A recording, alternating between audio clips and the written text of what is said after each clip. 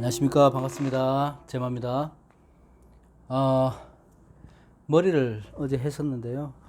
영 그렇습니다. 뭐 액면이 그러니까 어떡하겠습니까.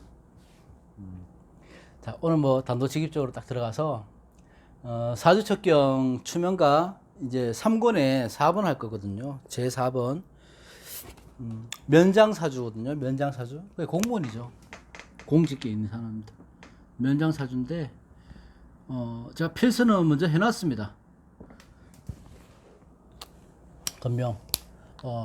자강 선생님이 보시는 궁성론이나 신살이나 이런 걸 위주로 해서 보되 간단하게 이제 책에 나와 있는 거를 그걸로 해서 보겠습니다. 일단 잠깐 보자면은 임자년 무신월 개미일 임자시로 들어가잖아요. 그러면 특징적인 게 우선 보기 전에 이제 격을 봐야 되는데, 격 같은 경우는 무토가 추출했으니까 정강격으로 봐도 되겠죠? 되기도 하고, 이렇게 보시면요. 자, 특징적인 게 이렇게 묶이잖아. 그죠? 수기가 태양하단 말입니다. 이게. 그죠? 엄청나게 많잖아요. 수기가 태양하죠. 그러면 자, 사주가 격을 이런 것도 중요하지만 무엇보다도 편중된 사주는 그 억부를 해주든지 설기를 해주든지 둘 중에 하나가 돼야 되는데, 이 사주는 지금 수기가 너무 많단 말이에요. 근데 수기가 많을 때는 뭘 써야 됩니까? 우선적으로 자, 무토가 토관이 되어 있으니까 정관격이 무토를 용신으로 볼 수 있습니다. 봐도 됩니다. 그죠?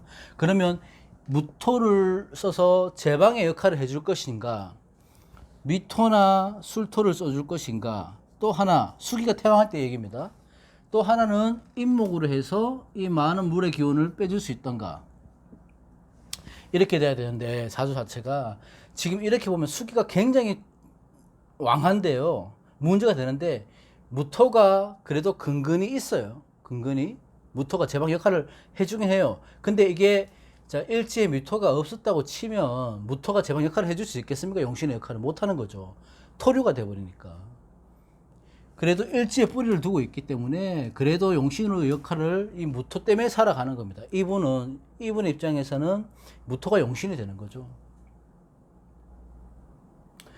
자, 인목이 돌아 있었더라 해도 좋겠지만 인목이 없었으니까 자, 이 무토를 용신으로 쓰는 건데, 자, 제방 역할을 해서 많은 수기운을 빼주는 겁니다. 이 사주는. 그래서 무토를 용신으로 쓰는 거고, 이 무토가 살아 있어야지 사주가 아주 성격으로 되는 거죠. 사주가. 자, 이렇게 되면 신자진 합으로 되고 신자진 합으로 되고 하니까 물이 굉장히 많아요. 그럼 비겁태양이 되는 거죠. 이분은 비겁태양이 되죠. 그러면 이분 입장에서는 재성이 뭡니까? 정화예요. 미토 안에 정화예요. 와이프가. 그렇게 되는 거죠. 그 아내가 이렇게 되는 거잖아. 배우자가.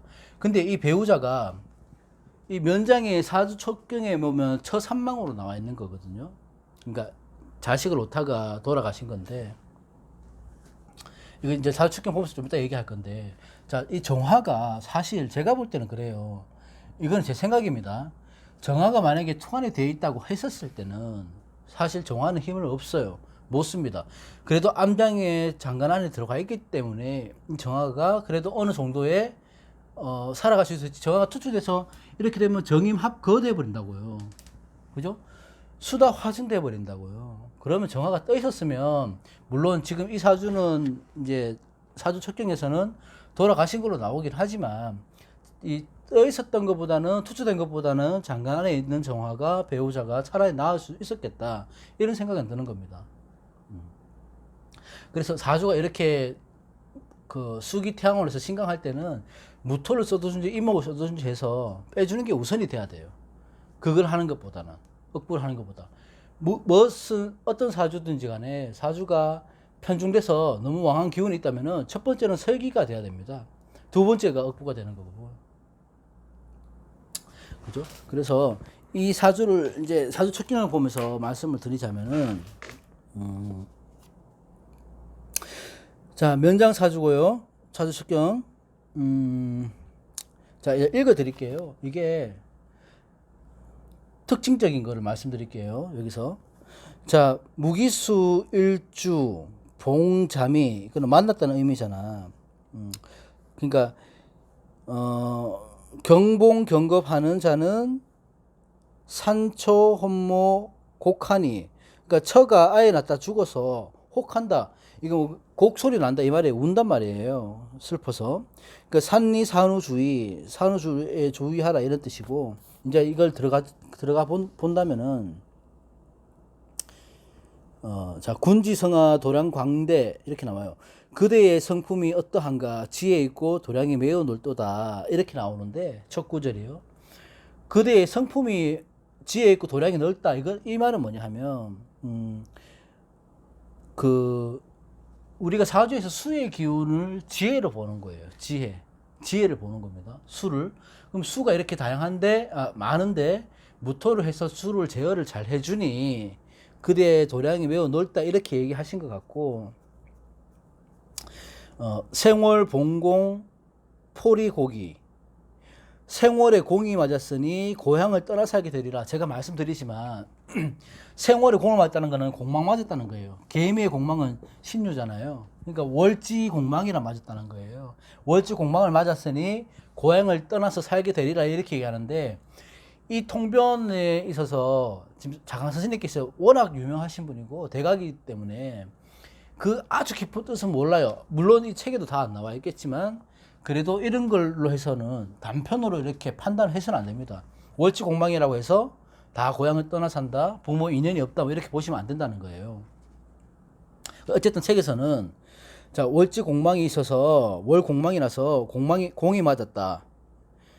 고향을 떠나 살게 되리라. 그러니까 내 생활 환경이니까 고향을 떠나 살게 되리라 이렇게 나오는 거고, 지금 세대에서 통변을 그렇게 하면 안 됩니다. 옛날에는 내가 이 시대에는 내가 태어난 고향을 떠난다는 것은요, 내 밥그릇을 져버린다는 거예요. 그때는 농사를 짓기 때문에. 그죠? 그렇고, 월봉 공망 조별 부모. 그러니까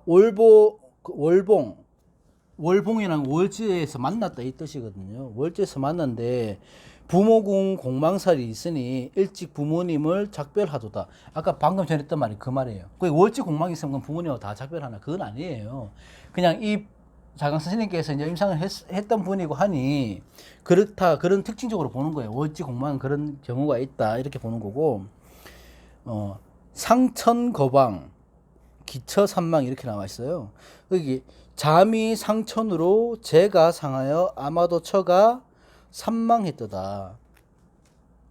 자, 여기서 상천을 뭐라 의미하면 이걸 잠이 원진으로 보시는 분이 있는데 잠이 원진이 아니고요. 잠이 상천입니다.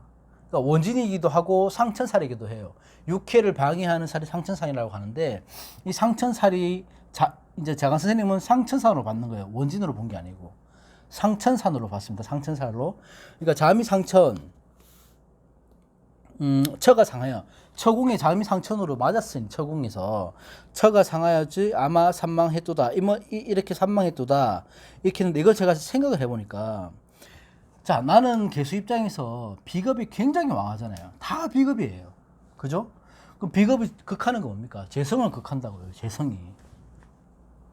그러니까 재성은 화생토로에서 재성이 애를, 이제 재성의 배우자가 자식을 놓았다고요. 무토잖아요. 그죠? 상식으로. 그러니까 내가 이렇게 극하는 기운이 많아서 약한데 자식을 오니까 내 힘까지 설계를 해주니 산망했다 이렇게 보는 겁니다. 제가 해석하기에 그런 거예요.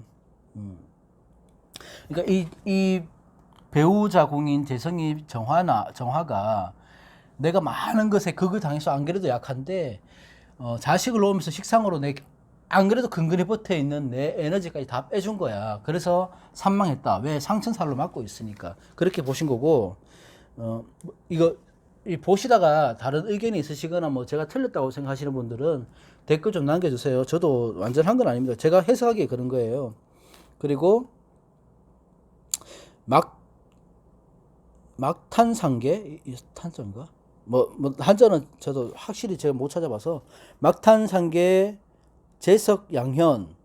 그러니까 상처했다고 너무 탄식 마소 재차 좋은 연분 이어진다 이 말이면, 이것도 제가 참 이거 연구를 해봤는데 자, 첫 번째 부인이 돌아가셨다고 해서 너무 슬퍼하지 마라. 다음 부인은 좋은 부인이다. 이렇게 보는 건데, 저는 제 생각대로요. 이 지금 재성 입장에서는 정화가 장관에 있는데, 당연히 처궁에서 정화니까, 정화가 배우자겠죠?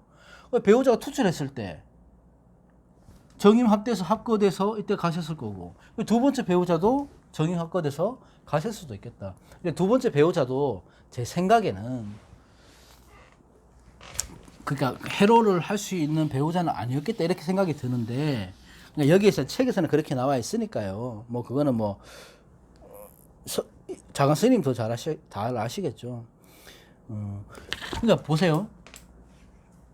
자, 대운을 보자고요. 이 대운은 책에는 안 나와 있거든요.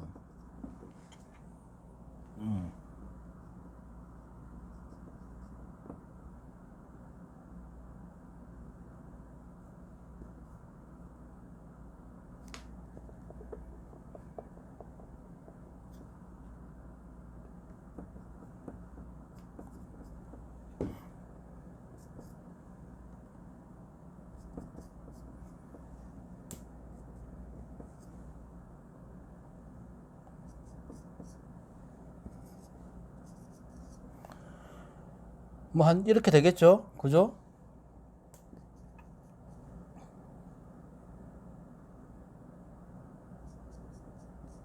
이렇게 될 거면 뭐 10, 20, 30 뭐 이렇게 본다면은 한 요쯤에 결혼을 하고 배우자가 합거해서 돌아가셨을 것이다. 왜냐하면 뭐한 요쯤에 제가 모르겠지만 제 생각입니다. 그냥 요쯤 돼서 정화가 떴을 때 배우자가 초관이 돼서 나왔을 때 투출됐을 때 내가 합거되고 정임합돼서 합거되는 거고 이때 내 배우자의 힘이 꺼진다 이렇게 보는 거거든요. 저 같은 경우에는.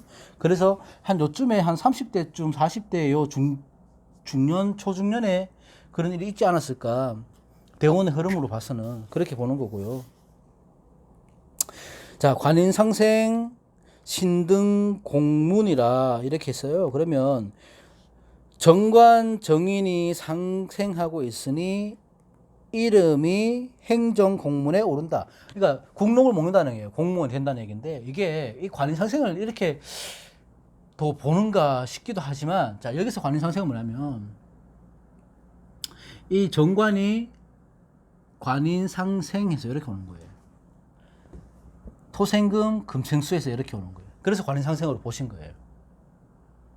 근데 이거는 의견이 분분할 겁니다. 분명히 선생님들마다.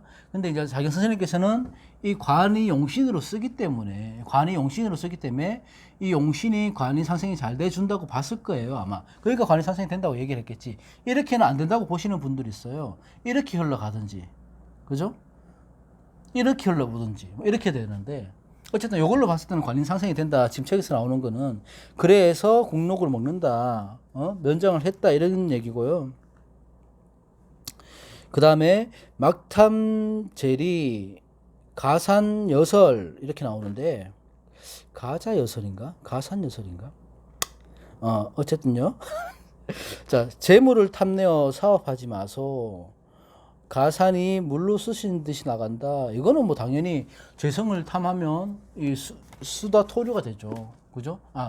그 수다 화증이 되잖아요. 그 공중에 뜬다는 얘기죠. 그래서 안 되는 거고. 일신론치 비위허약이다 이렇게 얘기하는 거는 내 한 몸을 논하여 보면 그러니까 이제 건강을 보자면 그 비위가 몹시 약하도다. 비위허약이다. 비위가 약하다는 거는 뭐냐면 자, 이 많은 수가 이렇게 왕한데 토가 여기 근근이 있다고 무토가. 그럼 토는 뭡니까? 비장하고 위장이거든요. 비장하고 위장은 어떻게 됩니까? 토를 된다는 거예요. 휩쓸려 간다는 거죠. 그럼 깎인다는 거예요, 속이. 그러니까 이 수가 많으면 수에 대한 질병도 분명히 있지만 약한 질병, 무토에 관한 비장, 위장. 그리고 여기는 안 나와 있지만 토라는 것은 뭐 허리, 중심부를 얘기하는 거거든요, 몸에서. 그러니까 허리 같은 거, 특히 오장육부는 다 해당된다고 봐야 되는 거예요. 토가 약하기 때문에. 그 자기 선생님은 비위가 허약하다는 것은 이제 비장 위장을 뜻하니까 토가 수다 토류 되니까 휩쓸려 간다고 그렇게 말씀하신 것 같고 그 다음에 보시면 군급 난립 분비 이한이라 이렇게 얘기하는데 비경급이 무리를 지어 난립했으니 배다른 형제가 갈렸도다. 이게 참 위험한 건데요. 우리가 사주에서 뭐 어제도 제가 잠깐 실시간하면서 얘기를 했는데 군급이 많다고 해서 비급이 많고 급제가 많다고 해서 이복 형제가 있다. 형제가 많다. 막 이렇게 해석하면 안 될 것 같습니다. 제 생각에는. 하여튼 여기서는 그렇게 나오는 거예요. 그것 때문에. 그리고 수왕, 토류, 자녀, 수액. 이거는 뭐냐면 사주 수왕에 수의 기운이 많은데 토살이 씻기웠으니 토살이 수에 휩쓸려 가니 자녀를 물가에 보내지 마소. 자녀가 관이잖아요. 토국수하니까 이 관을 물가에 보내면 이 관은 휩쓸려 간다. 위험하다. 횡행이 따른다. 이렇게 하니까 자식은 물가에 보내지 마라 이런 말이고 이제 마지막으로 자녀 불합 노년 고적. 자 이게 제가 항상 공부를 하면서 헷갈리던 건데 보세요. 자손군 원진에다가 관살까지 미약하여 자손군 원진, 자미 원진, 자손군하고 나하고 원진에다가 관까지 미약하다. 내 자식까지 미약하다는 거죠. 미약하여 노래에 매우 고족하다. 고족하다. 외롭고 쓸쓸하게 지낸단 말이에요. 노년에. 그죠? 수가 많으니까. 그러면 앞장에 보면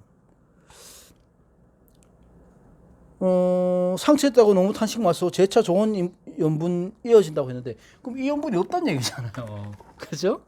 이거는 무슨 깊은 뜻이 있으시겠죠. 저는 잘 모르겠어요. 그러니까 노년에 고독하고 쓸쓸하게 보낸다 이 말인 거고. 수월 삼자 이자 임종이다. 이 마지막인데요. 자궁에 임관하여 삼자라 하였으나 종신할 아들은 둘이로다. 그러니까 자식이 휩쓸려 가니 종신할 아들은 둘이다. 이거 의미는 뭐냐 하면 하나가 죽었다는 얘기죠. 자손군이. 자, 여기까지인데 제가 드리고 싶은 말씀은 자, 처산망을 했는데 이렇게 보는 거예요. 이 배우자 궁에 이게 면장했는 게 관인상생으로 했는 면장했는 게 중요한 게 아니고요. 면장을 했어도 이분은 비겁 태양한 사람이기 때문에 적응을 잘 못했을 거란 말이에요. 이 사회적으로 환경에서. 왜냐하면 막 수많은 경쟁자들하고 내가 싸워야 되거든. 그래서 자칫하면 내가 지는 거라고요. 뺏긴다고 재성이. 근데 자신이 드러난 재성이 없잖아요. 근데 드러나면 좋아야 되는데 드러난 재성도 합거를 해서 가버리니 내 배우자도 떠나버리고 내 성과물도 없는 거예요. 그래서 면장이라고 이 좋은 지금만 봤을 때는 사주가 좋겠다고 봤었는데 그렇지는 않다. 말년에는 좀 안 좋게 흘러갔을 것이다. 이렇게 보는 겁니다. 그러니까 사주 척경의 책을 보면 자, 궁성론에서 보는 것과 살로 보는 것 이걸 중점으로 보시거든요. 자강 선생님께서는. 근데 아까 저처럼 의문이 생기는 부분도 분명히 있어요. 근데 그거는 감히 제가 알 수 없는 부분이기 때문에 제 생각을 말씀드린 거고 이렇게만 책을 보더라도 어느 정도 공부는 되지 않을까 이런 생각이 듭니다. 사주척경은 오늘 사주척경 면장 4번 추면가 4번 면장은 오늘까지 하고 다음 시간에 또 다른 걸로 재밌는 걸로 이제 또 찾아뵙겠습니다. 고맙습니다. 감사합니다.